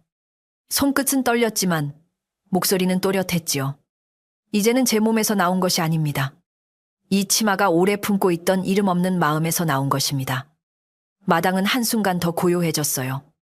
숙모는 얼굴을 굳히며 헛소리라 했지만 박노인이 천천히 자리에서 일어났어요. 박노인은 연화가 든 천조각을 받아 햇빛 아래로 들어보았어요. 글자는 흐리고 끊겨 있었지만 서희라는 이름과 장독대, 뒤비녀 이야기는 분명히 보였지요. 그는 마을 사람들을 향해 차분히 말했어요. 오래전 이 집 혼례를 앞두고 한 처녀가 억울한 소문에 밀려 사라졌고 그 이름이 서희였다는 사실을 기억하는 이들이 아직 남아있다고 했어요. 그의 목소리는 크지 않았지만 오래된 나무뿌리처럼 단단하게 마당에 내려앉았어요. 그때 마당 한편에 앉아있던 늙은 노파 둘이 서로 얼굴을 보았어요. 그들은 젊은 시절 큰 집의 바느질을 도우러 왔던 사람들이었지요. 한 노파가 떨리는 목소리로 말했어요. 서희라는 처녀가 혼례복을 빼앗기지 않으려 울며 치마를 품고 있었고 다음 날에는 그 처녀가 보이지 않았다고요. 또 다른 노파는 그때 누군가 서희가 집안 물건을 훔쳤다는 말을 퍼뜨렸으나 훔친 물건이 무엇인지 끝내 밝혀지지 않았다고 덧붙였어요. 사람들의 눈길이 숙모에게로 모였어요. 숙모는 웃으며 그 늙은이들의 기억이 흐려진 것이라 말했지만 목소리 끝이 흔들렸지요. 막내가 그때 앞으로 나왔어요. 그녀는 오랫동안 감춰둔 죄처럼 무거운 얼굴로 서희를 마지막으로 본 날의 일을 말했어요. 서희가 장독대 뒤에서 비녀를 묶고 있었고 누군가 자기 치마와 이름을 빼앗으려 한다고 울었다는 이야기였어요. 막내는 사람들 앞에서 고개를 숙이며 그때 아무것도 하지 못한 자신도 죄가 있다고 했어요. 숙모는 막내를 향해 소리치려 했지만 그 순간 비단 치마가 크게 흔들렸어요. 연화가 움직이지 않았는데도 치마 끝이 마당에 흙을 쓸었고 하얀 재가 바람처럼 일어나 숙모의 발 앞에 쌓였지요. 재는 흩어지지 않고 둥글게 모여 작은 문양을 만들었어요. 그것은 비녀 끝에 새겨진 꽃 모양과 닮아 있었어요. 사람들은 숨도 크게 쉬지 못했어요. 연화는 치마의 무게가 조금씩 가벼워지는 것을 느끼며 조용히 눈을 감았다 떴어요. 시어머니가 마루에서 천천히 일어났어요. 그녀는 몸이 약해 두 사람의 부축을 받았지만 목소리는 뜻밖에도 맑았어요. 오래전 일은 자신이 어렸을 때 들은 이야기와 맞고 그 일을 덮은 뒤 집안에는 잔치가 있어도 기쁨이 오래 머물지 않았다고 했지요. 그녀는 숙모를 바라보며 집안 체면은 사람 하나를 지워서 세우는 것이 아니다 라고 말했어요. 그 말에 숙모의 얼굴은 붉어졌다가 희게 식었고 더는 쉽게 반박하지 못했어요. 도윤은 천천히 숙모 앞으로 다가갔어요. 그는 분노를 크게 드러내지 않았지만 눈빛은 단호했지요. 그는 오늘 이 자리에서 연화를 불길한 사람으로 몰아 집안 밖으로 밀어내려 한 말을 거두라고 했어요. 또한 오래전 서희에게 씌워진 허물을 다시 살피고 그녀의 이름을 집안에서 지우지 않겠다고 사람들 앞에서 밝혔어요. 숙모는 한참 입술을 깨물다가 자신은 집안의 체면을 지키려 했을 뿐이라 중얼거렸어요. 그러나 그 말은 더 이상 누구의 마음도 붙잡지 못했어요. 마침내 숙모는 더 머물 수 없다는 것을 깨달았어요. 그녀는 소매를 거칠게 여미고 잔칫집에서 이런 모욕을 당할 줄 몰랐다며 대문 쪽으로 걸어갔지요. 그러나 대문에 이르기 전 하얀 재가 그녀의 발걸음 앞에 얇게 깔렸어요. 숙모는 순간 멈추었고 뒤돌아보지 않은 채 낮게 말했어요. 그때도 나는 나만 살자고 한 것이 아니었다. 누구도 그 말에 대답하지 않았어요. 그녀는 결국 고개를 숙인 채 대문 밖으로 나갔고 마을 사람들은 조용히 길을 비켜주었어요. 숙모가 떠난 뒤에도 마당은 바로 밝아지지 않았어요. 너무 오래 덮인 이야기가 한꺼번에 드러났기 때문이지요. 박노인은 서희의 비녀와 천조각을 깨끗한 흰 천 위에 올려놓게 했고 시어머니는 부엌에서 따뜻한 밥과 물을 준비하라 했어요. 연화는 비단 치마를 입은 채 마당 한가운데 서 있었고 치마에서는 이제 더 이상 차가운 바람이 세게 나오지 않았어요. 하얀 재는 조금씩 가라앉아 흙 위에 고운 눈처럼 얇게 덮였어요. 막내는 작은 상을 차려 장독대 뒤편 가까이에 놓았어요. 상 위에는 갓 지은 흰밥 한 그릇, 따뜻한 물 한 사발, 소금 조금과 나물 한 접시가 올랐지요. 연화는 두 손으로 비녀를 받쳐들고 그 앞에 내려놓았어요. 그녀는 큰 소리로 울거나 빌지 않았어요. 다만 낮고 부드러운 목소리로 서희의 이름을 불렀어요. 서희님, 늦었지만 이제 이 집에서 당신의 이름을 잊지 않겠습니다. 그 말이 끝나자 감나무 잎이 바람 없이 가볍게 흔들렸어요. 그 순간 비단 치마의 붉은 빛이 천천히 흐려졌어요.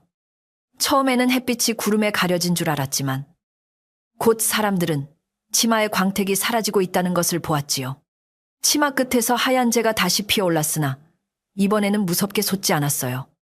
마치 오래된 향이 마지막 숨을 내쉬듯 부드럽게 퍼졌고 붉은 비단은 연화의 몸을 해치지 않은 채 자락부터 차례로 바스러졌어요.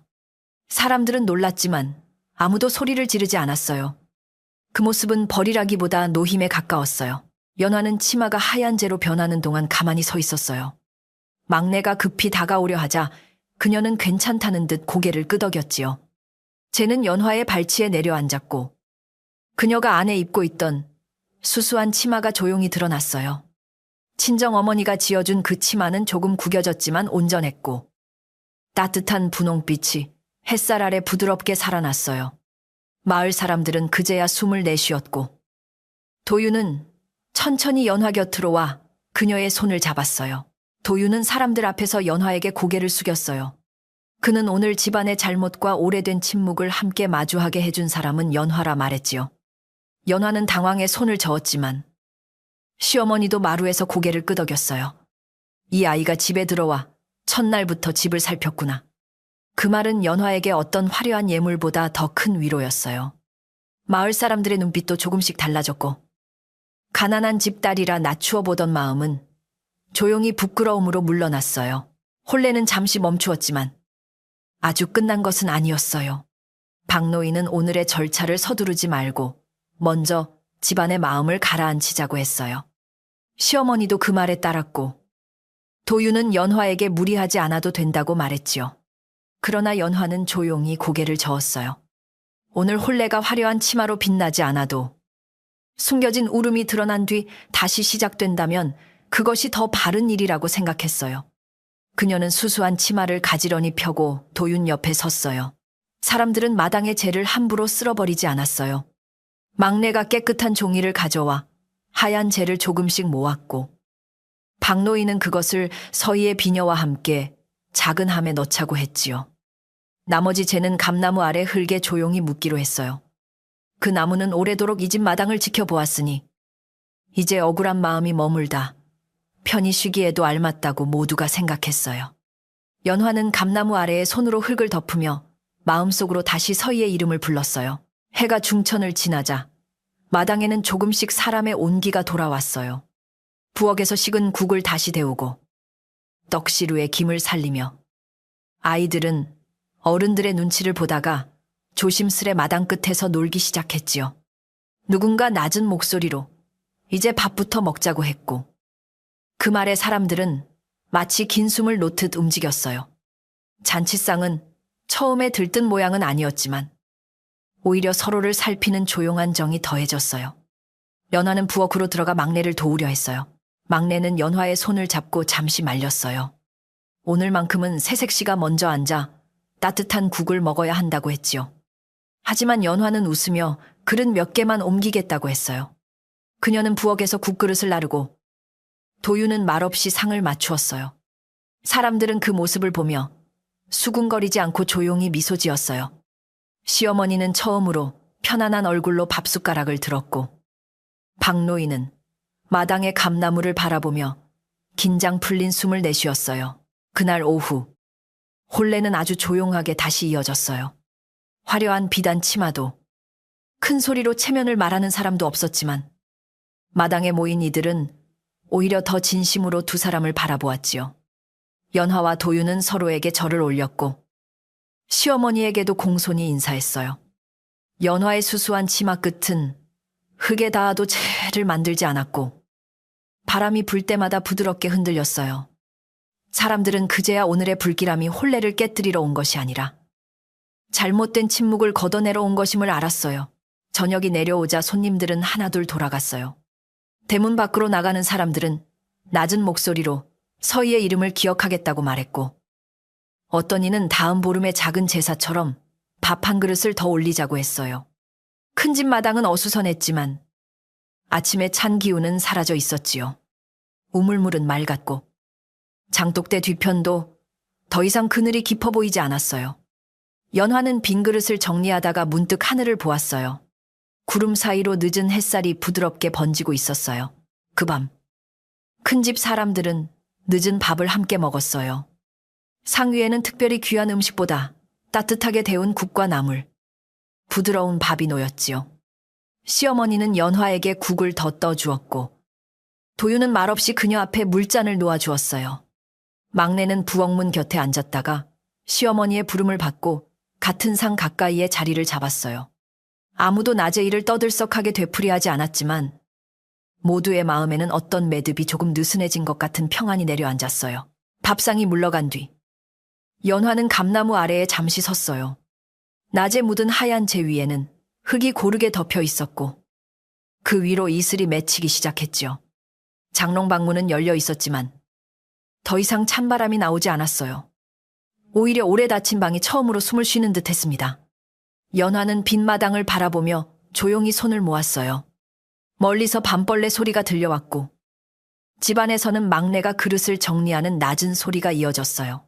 잠자리에 들기 전 도유는 연화에게 오늘 무섭지 않았느냐고 물었어요. 연화는 잠시 생각하다가 무서웠지만 더 외면하고 싶지는 않았다고 대답했지요. 도유는 그 말을 듣고 한참 침묵하다가 앞으로 이 집의 일은 함께 보고 함께 말하겠다고 했어요. 연화는 그 약속이 화려한 말보다 든든하게 느껴졌어요. 창밖에서는 감나무 잎이 가볍게 스쳤고 마당에는 더 이상 하얀 재가 날리지 않았어요. 집은 긴 하루 끝에 천천히 잠들 준비를 하고 있었어요. 다음 날 아침 큰 집의 새벽은 전날과 달리 서두르지 않고 밝아왔어요. 산등성이에 걸린 안개는 천천히 흩어졌고 우물가에는 맑은 물소리가 조용히 울렸지요. 연화는 남들보다 먼저 일어나 마당을 쓸었어요. 감나무 아래 흙은 고르게 덮여 있었고 하얀 재가 묻힌 자리는 밤새 이슬을 머금어 촉촉하게 빛났어요. 그녀는 빗자루를 그곳에 함부로 대지 않고 조금 떨어진 곳부터 천천히 쓸며 마음속으로 서희의 이름을 한 번 더 불렀어요. 부엌에서는 막내가 이미 불을 살리고 있었어요. 아궁이 속 불길은 전날처럼 불안하게 튀지 않았고 마른 장작을 만나 부드럽게 타올랐지요. 연화가 들어오자 막내는 잠시 그녀를 바라보다가 물동이를 가리켰어요. 오늘 물은 참 맑다. 그 한마디에 연화는 우물에서 길어온 물을 솥에 붓고 조용히 웃었어요. 전에는 물 위에 희뿌연 재가 떠 있었지만 그 아침의 물은 손끝이 비칠 만큼 깨끗했고 부엌 안에도 탄 냄새가 남아있지 않았어요. 시어머니는 해가 높아진 뒤에야 안채문을 열고 나왔어요. 얼굴은 아직 야위었지만 눈빛은 어제보다 훨씬 편안했지요. 연화는 마루 아래에서 공손히 절하고 아침 문안을 드렸어요. 시어머니는 그녀를 한참 바라보다가 가까이 오라 손짓했어요. 연화가 마루에 올라앉자 시어머니는 마른 손으로 그녀의 손등을 덮었지요. 너는 어제 홀레복보다 더 큰 마음을 입었다. 그 말에 연화는 고개를 숙였고 눈가에 따뜻한 물기가 고였어요. 도윤은 아침밥을 먹기 전 사랑채에 있던 낡은 문서를 정리했어요. 그는 박노인과 함께 오래된 혼례 기록과 집안 사람들의 이름이 적힌 종이를 살폈지요. 서희의 이름은 제대로 남아있지 않았지만 비슷한 시기에 갑자기 끊긴 약속과 바뀐 혼례 이야기가 흐릿하게 적혀 있었어요. 도윤은 그 빈자리를 오래 바라보았어요. 글자가 없는 자리가 사람을 잊게 만든다는 것을 이제 알았기 때문이에요. 그는 새 종이를 꺼내 서희의 이름을 또박또박 적었어요. 마을 사람들은 전날 일을 쉽게 떠들지 않았어요. 하지만 우물가에 모인 여자들은 물동이를 내려놓고 한숨 섞인 목소리로 말했지요. 한 사람은 억울한 사람의 이름을 늦게라도 불러주어 다행이라 했고, 다른 사람은 새색 씨가 참 맑은 마음을 가졌다고 했어요. 예전 같으면 가난한 집딸이라며 수군거렸을 입들이 그날은 조금 부끄러운 듯 조용했어요. 연화는 그 말을 일부러 들으려 하지 않았지만 바람을 타고 들어오는 낮은 목소리에서 마을의 마음이 바뀌고 있음을 느꼈어요. 점심 무렵 박노인이 다시 큰 집을 찾아왔어요. 그는 서희의 비녀와 천조각을 넣어둘 작은 함에 글을 써주기 위해 왔지요. 함은 도윤이 밤새 사랑채에서 찾아낸 깨끗한 나무 상자였고 막내가 안쪽에 흰 천을 곱게 깔아두었어요. 박노인은 붓을 들고 오래 생각한 뒤 이름을 잊지 않겠다는 짧은 말을 조심스럽게 적었어요. 연화는 그 옆에서 비녀를 두 손으로 받치고 있었고 비녀 끝에 꽃무늬는 전보다 덜 차갑게 보였어요. 그 함은 장롱방이 아니라 안채 옆 작은 깨끗한 방에 두기로 했어요. 누구도 다시 어둠 속에 숨기지 않기 위해서였지요. 시어머니는 그 방의 창문을 활짝 열게 했고 오래된 먼지를 모두 털어내라 했어요. 연화와 막내는 함께 방을 닦았어요. 다친 세월의 냄새가 빠져나가고 햇살이 들어오자 방 안은 처음 보는 곳처럼 밝아졌지요. 연화는 창가에 작은 물그릇을 놓고 그 옆에 흰밥 한 숟가락을 얌전히 올렸어요. 오후가 되자 도윤은 마당 한편에 낡은 빨랫줄을 새로 메었어요. 예전 빨랫줄은 오래되어 비가 오면 축 처졌고 바람이 불면 자주 삐걱였지요. 연화는 새 줄을 붙잡아 주었고 도윤은 기둥에 단단히 묶었어요. 막내는 빨아둔 행주와 흰 수건을 가져와 줄 위에 널었고 햇빛을 받은 천들이 바람에 차분히 흔들렸어요. 이상하게도 그 모습을 보고 있자니 어제까지 집안에 떠돌던 차가운 숨결이 흰 천 사이로 빠져나가 멀어지는 듯했어요.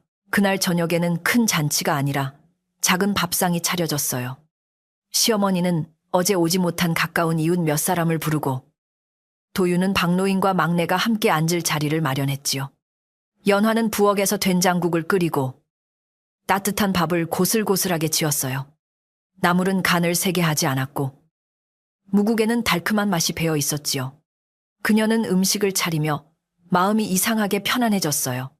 이제 부엌의 불은 누구를 숨기기 위한 불이 아니라 사람을 먹이고 살리는 불로 느껴졌어요. 밥상이 마루에 놓이자 사람들은 서두르지 않고 앉았어요. 시어머니는 연화에게 먼저 숟가락을 들라 했고 연화는 놀라며 고개를 저었지만 모두가 따뜻한 눈으로 바라보자 조심히 밥을 한 숟가락 떴어요. 도윤은 그녀의 그릇에 국을 조금 더 덜어주었고 막내는 말없이 김이 나는 나물을 앞쪽으로 밀어주었지요. 박노인은 밥을 천천히 씹다가 밥이 편안하면 집도 편안해진다고 말했어요. 그 말에 모두의 입가에 작은 웃음이 번졌어요. 식사가 끝난 뒤 시어머니는 연화를 안채 깊은 방으로 불렀어요. 그 방에는 오래된 장롱이 여전히 있었지만 문은 열려 있었고 안에는 더 이상 비단 치마가 없었지요. 시어머니는 연화에게 작은 열쇠 꾸러미를 건넸어요. 곡간과 장독대, 부엌 뒤 창고의 열쇠였어요. 연화는 두 손으로 받으며 망설였어요. 시어머니는 부드럽게 말했어요. 이 집을 내 손으로 살피거라. 다만 무엇이든 어둠 속에 오래 가두지는 말거라. 연화는 깊이 고개를 숙였어요.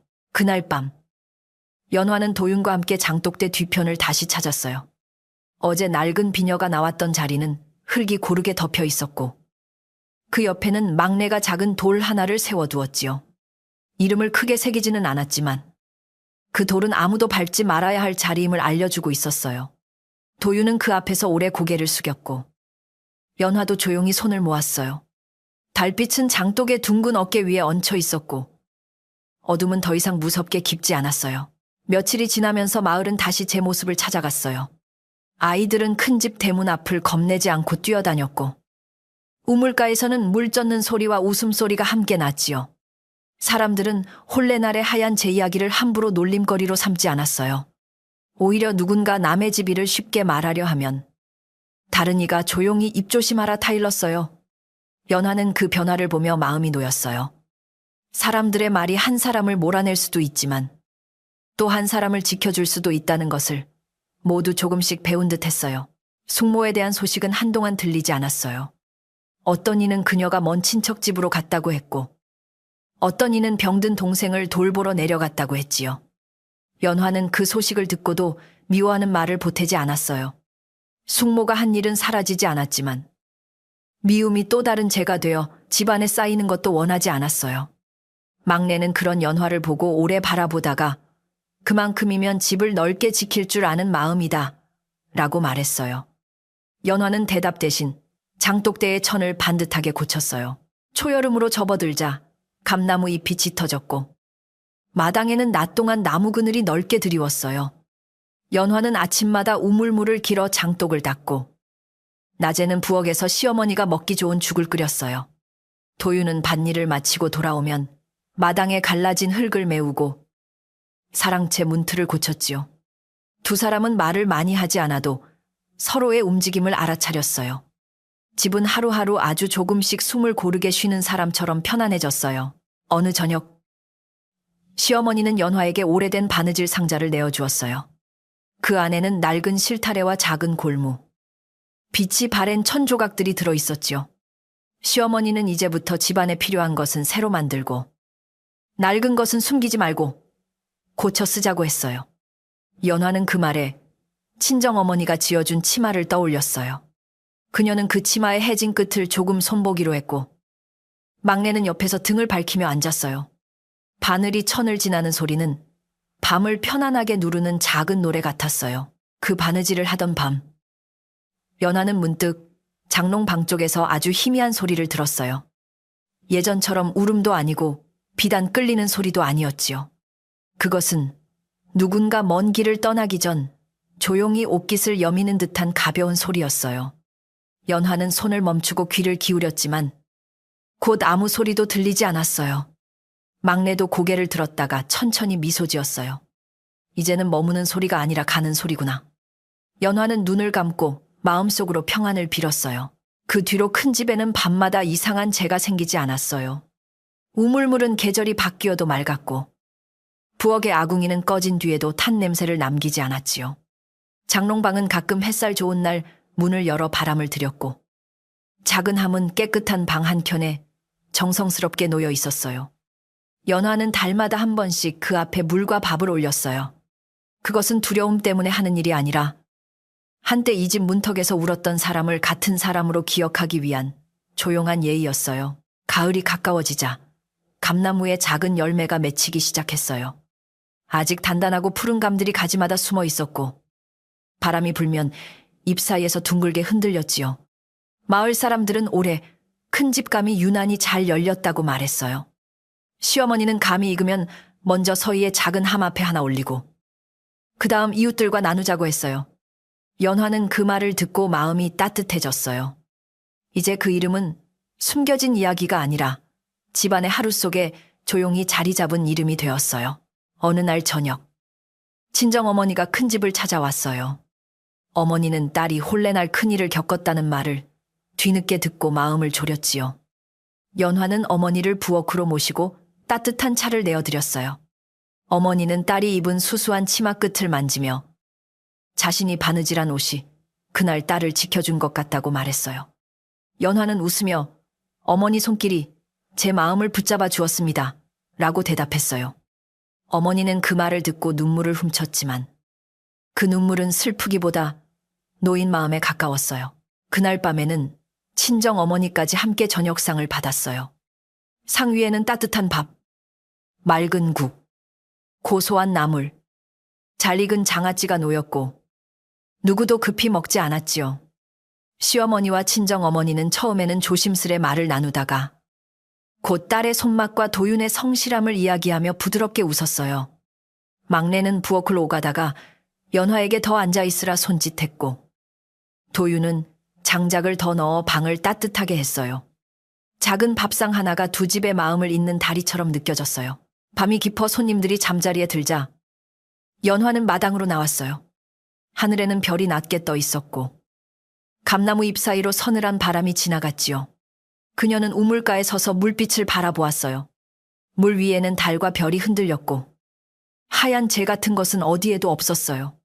한때 무섭게 느껴졌던 큰 집의 고요는 이제 잠든 사람들을 덮어주는 이불처럼 부드러웠어요. 연화는 자신이 이 집에 들어와 얻은 것이 자리만이 아니라 귀 기울이는 마음이라는 것을 알았어요.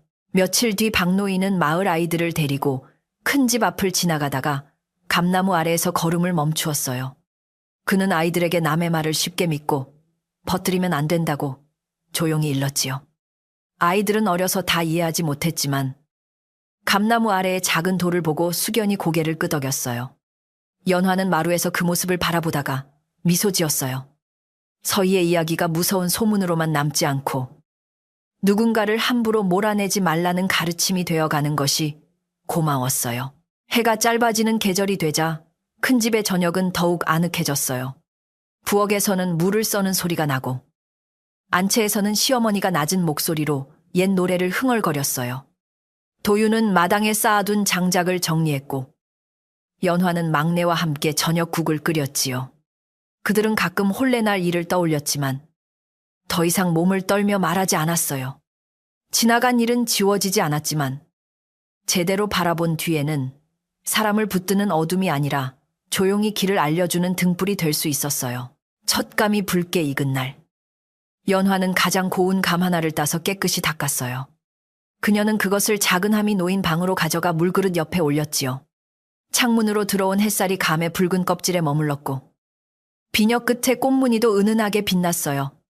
연화는 큰 절을 하지 않고 그저 고개를 숙여 인사했어요. 이제는 편히 쉬세요. 이 집에서는 당신의 이름을 잊지 않겠습니다. 바람이 창문을 지나갔고 물그릇 표면이 아주 부드럽게 흔들렸어요. 그날 저녁상에는 잘 익은 감을 얇게 썰어 작은 접시에 담았고 따뜻한 죽과 구수한 국도 함께 놓였어요. 시어머니는 감 한 조각을 맛보며 올해 열매가 참 달다고 했어요. 도윤은 연화에게 먼저 먹어보라 권했고 막내는 옆에서 흐뭇하게 웃었지요. 연화는 감을 한 조각 입에 넣었어요. 달고 부드러운 맛이 혀끝에 퍼지자 길고 차가웠던 혼례날의 기억도 아주 멀리 물러나는 듯했어요. 집안에는 오래된 원망 대신 밤냄새와 사람의 온기가 머물렀어요. 밤이 깊어 모두 잠자리에 들 무렵 연화는 마지막으로 마당을 한 바퀴 돌았어요. 우물은 덮여 있었고 빨랫줄은 가지런히 묶여 있었으며 부엌 아궁이는 안전하게 재워져 있었지요. 감나무 아래 작은 돌은 달빛을 받아 은은하게 빛났고 그 주변의 흙은 조용히 숨쉬고 있었어요. 연화는 문득 이 집이 더는 큰 집이라는 이름만으로 서 있는 것이 아니라 서로의 마음을 살피는 손길로 버티고 있음을 느꼈어요. 그녀는 마루에 올라서며 아주 낮게 웃었어요. 잠들기 전 도윤은 연화에게 내일은 일을 조금 늦게 시작해도 된다고 말했어요. 연화는 고개를 저으며 새벽물은 자신이 길어야 마음이 놓인다고 했지요. 도윤은 그 대답에 웃었고 창밖의 바람은 처마 끝을 부드럽게 스쳤어요. 연화는 이불을 덮고 눈을 감으며 누군가 혼자 울던 밤이 이제는 누구에게도 되풀이되지 않기를 바랐어요. 그리고 아주 낮고 평온한 목소리로 말했어요. 이제 이 집에는 누구도 혼자 울지 않게 하겠습니다. 혼례가 끝나고 한 해가 지나 큰 집 감나무에는 다시 붉은 감이 열렸어요. 그해 가을은 유난히 조용했고 마을 사람들은 저녁이면 일찍 문을 닫고 아궁이 곁에 모여 앉았지요. 연화는 아이들에게 줄 곶감을 말리기 위해 감나무 아래 멍석을 펴고 잘 익은 감을 하나씩 닦아 가지런히 놓았어요. 바람이 불 때마다 감잎이 낮게 흔들렸고 그 소리는 오래된 누군가가 먼 길에서 편지를 보내는 것처럼 부드러웠어요. 그날 해질 무렵 마을 끝에 사는 어린 계집아이 하나가 큰 집 대문 앞에서 울고 있었어요. 아이의 이름은 분이었고 어머니가 병들어 남의 집 심부름을 하며 지내는 아이였지요. 분이는 손에 낡은 치마 조각을 꼭 쥐고 있었어요. 그것은 오래전 어머니가 입던 옷이라 했지만 마을 아이들이 가난한 냄새가 난다며 놀렸다고 했어요. 연화는 아이를 마루에 앉히고 따뜻한 물을 내어주며 조용히 물었어요. 그 치마가 너에게 부끄러운 것이냐? 아니면 그 말을 한 사람들의 마음이 부끄러운 것이냐? 분이는 대답하지 못하고 눈물만 닦았어요. 연화는 한참 아이를 바라보다가 안채 작은 방으로 들어가 바느질 상자를 가져왔어요. 그 방 한켠에는 서희의 비녀가 든 작은 함이 놓여 있었고 창문으로 들어온 늦은 햇살이 그 위에 가만히 머물러 있었지요. 연화는 함 앞에 잠시 고개를 숙이고 나와 분이의 낡은 치마 조각에 작은 꽃무늬를 수놓기 시작했어요. 막내도 옆에 앉아 실을 골라주었고 도유는 부엌에 불을 지펴 아이가 먹을 죽을 데웠어요. 밤이 깊어갈 무렵 낡은 천 위에는 작지만 단정한 꽃 한 송이가 피었어요. 분이는 그것을 두 손으로 받아들고 오래 바라보았어요. 그때 감나무 가지에서 잘 익은 감 하나가 툭 떨어졌지만 아무도 놀라지 않았어요. 연화는 그 감을 주워 깨끗이 닦은 뒤 분이의 손에 쥐어 주었어요. 누군가 너를 작게 말해도 네가 품은 마음까지 작아지는 것은 아니란다. 분이는 감을 안고 고개를 끄덕였고 그 얼굴에는 조금 전까지 없던 작은 빛이 떠올랐어요. 그날 밤 연화는 서희의 작은 함 앞에 물 한 그릇과 감 한 조각을 올려두었어요. 그리고 낮에 있었던 일을 아주 낮은 목소리로 들려주었지요. 오늘은 한 아이가 자기 옷을 부끄러워하지 않게 되었습니다. 당신의 이름을 기억한 덕분에 또 다른 아이의 마음도 지킬 수 있었습니다. 창밖에서 감나무 잎이 한번 부드럽게 흔들렸고 물그릇 위에는 작은 파문이 둥글게 번졌어요. 그 파문은 곧 잦아들었지만 방 안에는 따뜻한 기운이 오래 남았어요. 그 뒤로 분이는 가끔 큰 집에 들러 연화에게 바느질을 배웠어요. 처음에는 바늘을 자주 놓치고 실을 엉키게 했지만 연화는 한 번도 재촉하지 않았지요. 막내는 옆에서 웃으며 실도 사람 마음처럼 천천히 풀어야 한다고 말했어요. 분이는 그 말을 들을 때마다 고개를 끄덕였고 시간이 지나자 낡은 천에도 예쁜 꽃을 피울 줄 알게 되었어요. 마을 아이들도 더는 분이를 놀리지 않았어요. 오히려 자기 옷이 해지면 분이에게 고쳐달라고 조심스럽게 부탁하곤 했지요. 몇 해가 흐른 뒤 큰 집 감나무 아래에는 아이들이 자주 모였어요. 연화는 그들에게 무서운 귀신 이야기를 들려주기보다 이름을 잊힌 사람을 어떻게 기억해야 하는지, 남의 슬픔을 함부로 웃음거리로 만들면 안 되는지 차분히 말해주었어요. 아이들은 다 이해하지 못해도 감나무 아래 작은 돌 앞에서는 장난을 멈추고 조용히 지나갔지요. 연화는 그런 아이들을 바라보며 마음속으로 생각했어요. 억울한 마음은 어둠 속에 묻히면 재가 되지만 누군가 따뜻하게 불러주면 다음 사람을 지키는 등불이 된다고요. 이 이야기가 우리에게 남기는 것은 집이란 기와와 마루와 장롱으로만 지켜지는 곳이 아니라는 사실입니다. 한 사람의 억울함을 덮어둔 채 세운 체면은 언젠가 하얀 재가 되어 문틈으로 새어나오고 남의 마음을 짓밟아 얻은 자리는 결코 오래 따뜻할 수 없습니다. 연화가 진정으로 큰 집의 며느리가 될 수 있었던 것은 화려한 비단 치마를 입어서가 아니라 아무도 들으려 하지 않았던 울음에 귀를 기울였기 때문입니다. 그러니 우리는 살아가며 누군가를 쉽게 판단하지 말고 약한 사람의 말이라 하여 가볍게 넘기지 말아야 합니다. 소문보다 진실을 살피고 체면보다 사람의 마음을 먼저 보아야 합니다. 작가는 이 이야기를 통해 억울한 마음은 무서운 원혼이 되기 전에 누군가의 따뜻한 손길을 기다리는 슬픔일지도 모른다고 말하고 싶었습니다. 결국 사람을 살리는 것은 큰 목소리가 아니라 조용한 이해이며 집안을 평안하게 만드는 것은 화려한 겉모습이 아니라 서로를 혼자 울게 두지 않겠다는 마음입니다.